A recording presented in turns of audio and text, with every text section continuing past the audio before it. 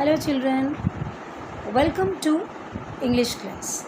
So today we are going to discuss about another story which is from your book Moments, and the name of the story is Ishwaran, the storyteller.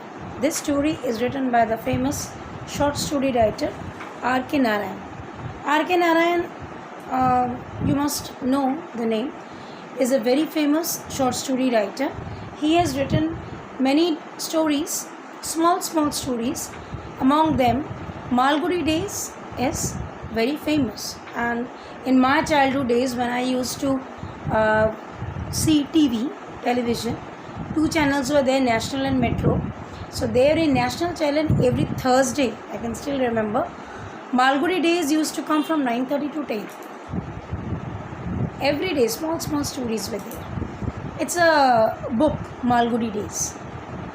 Later on, if you will study further, then in senior classes, I think, you will be able to know much more writings. You will get yourself enriched with much more writings of R.K. Narayan. Right now, we will be reading this story. This is a story of Ishwaran. Ishwaran was a person. So let's see what the story tells. The story was narrated to Ganesh by a young man, Mahendra by name. Means the person who is narrating is Mahendra and the person who is listening is Ganesh. He was a junior supervisor in a firm which offered on hire supervisors at various types of construction sites, factories, bridges, dams, and so on. Mahendra's job was to keep an eye on the activities at the work site. He had to keep moving from one place to another, one place to place every now and then.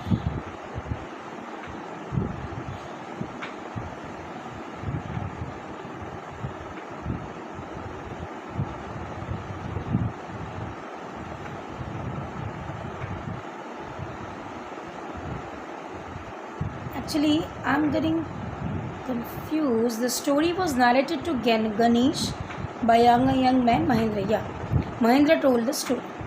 So, he had to keep moving from one place to another. He has to supervise the whole scenario.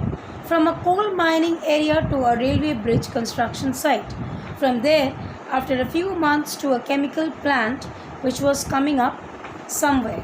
We all know that some plants are going on. These are not the trees and plants, but these are the projects. They are also named like that.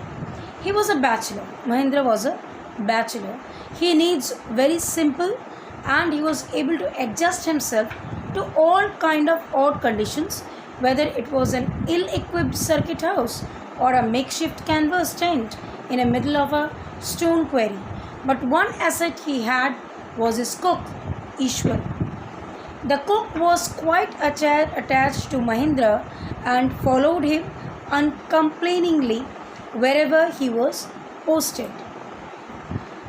He cooked for Mahendra, washed his clothes, chatted away with his master at night. He could weave out endless stories and anecdotes on his varied subjects. Weave means when you prepare something, stitch something. That is, he is creating different types of stories. He is creating. He used to share that with his master, that is Mahendra, as because he used to cook for Mahendra, he used to wash clothes for Mahendra. I mean, he was a caretaker of Mahendra, in one word you can say. Ishwaran also had an amazing capacity to produce vegetable and cooking ingredients seemingly out of nowhere in the middle of the desolate landscape, with no shops visible for miles around. He would miraculously conjure up the most delicious dishes made with fresh vegetables within an hour of arriving at zinc sheet shelter at the new workplace. He has a specific quality in him that he was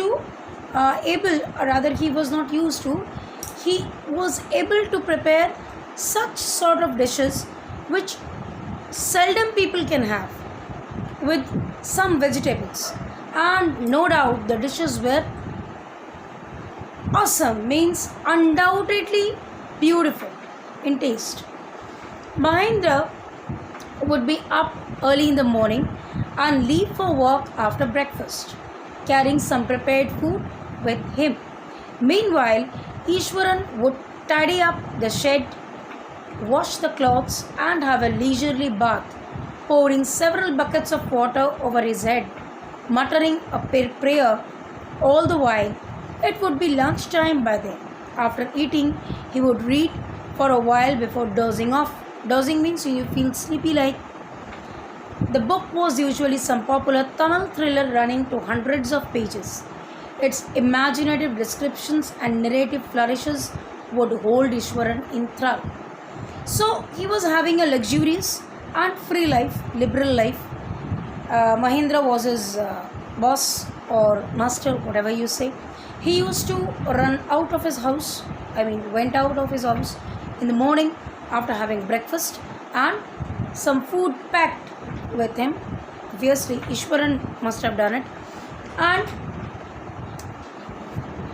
he used to go there. So let's stop over here. I'll continue in my next class. Go through the chapter. Thank you.